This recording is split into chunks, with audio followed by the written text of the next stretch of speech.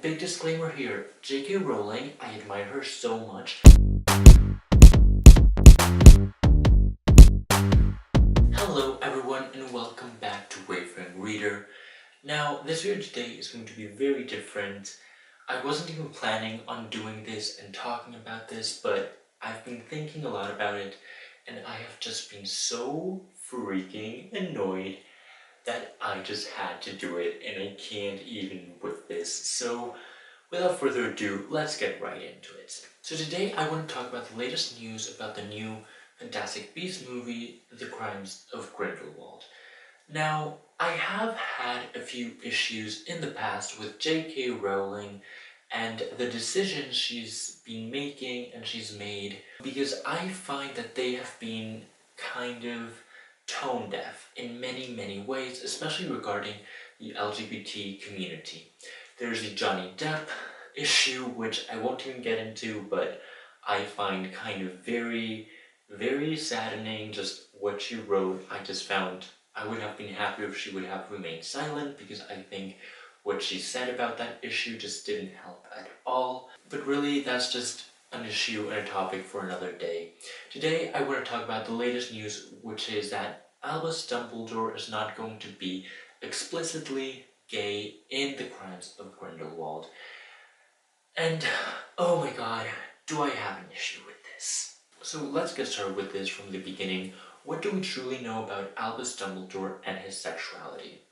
After finishing and publishing all books, in I do believe kind of an interview or a Q&A, J.K. Rowling said she always thought of Dumbledore as gay. Now, the way she phrased that already, as a person from the LGBTQ community, I have an issue with it, that she thought of this character as gay.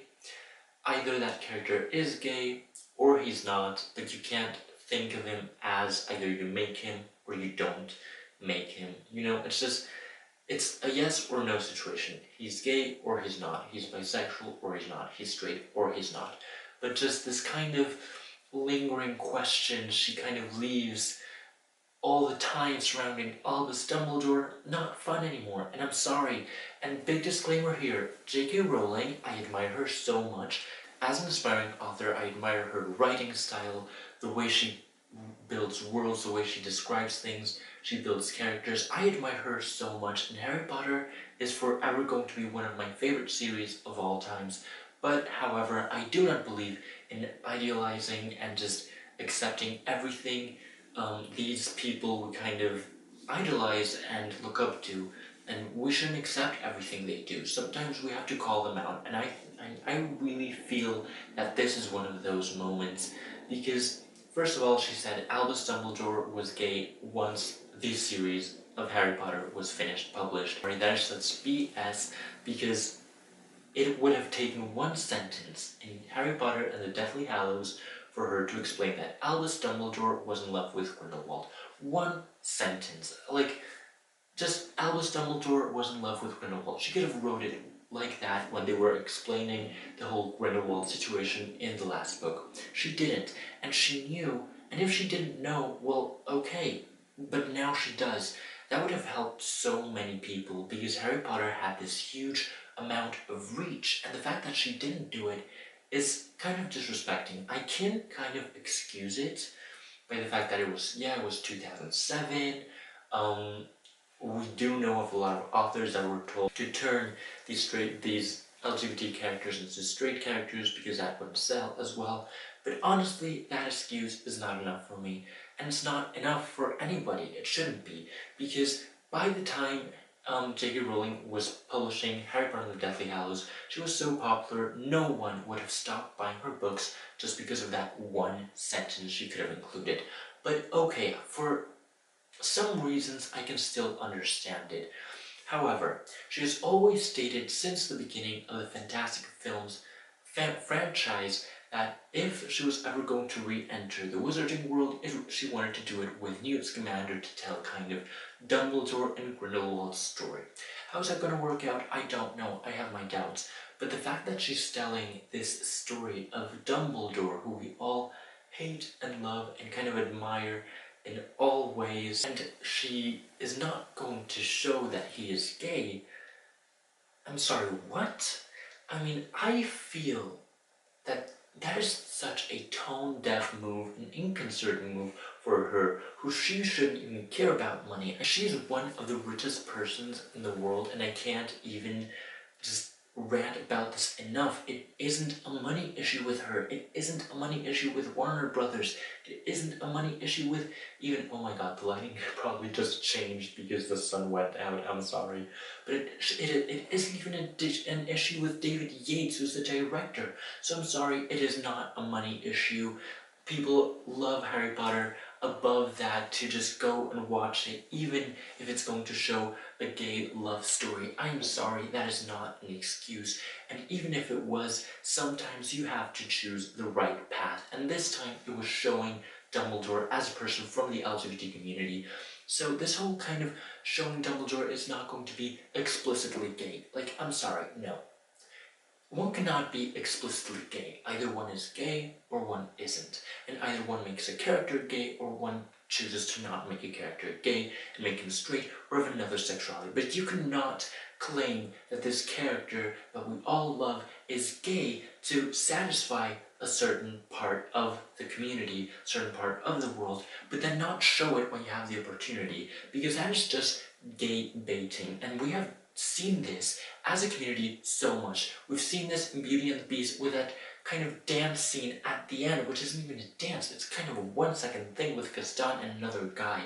We've seen this so many times, once and again, and we are sick of it. I am sick of it. It's like they're giving us a chewed on bone, and we have to accept that. Well, no, I have accepted that for the longest time, but I'm standing up right now and saying, no, I'm not happy with what she's doing. I'm not happy with the fact that she's claiming it and being happy and satisfied about it. She's letting down thousands and millions of people who were looking up to her, who saw in her hope of seeing themselves represented in a massive franchise that would reach millions of people, that would help normalize a situation that shouldn't even be weird anymore. And yet she and her team and the producers of Fantastic Beasts are choosing to back down. And I am sorry, I'm sick of it.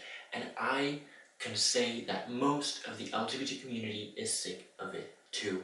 And despite our love for J.K. Rowling, which will not diminish, and our love for Harry Potter, which will not diminish, we are sick of it. Either you make and show a character as he is, and if he's gay, then show him talking about his love for Grindelwald, his heartache for him, whatever. But don't claim he is gay to satisfy certain people and then not show it when you have the opportunity, because that is like doing nothing. That is worse than doing nothing, because you are creating these expectations for people who do not see ourselves represented in mass media.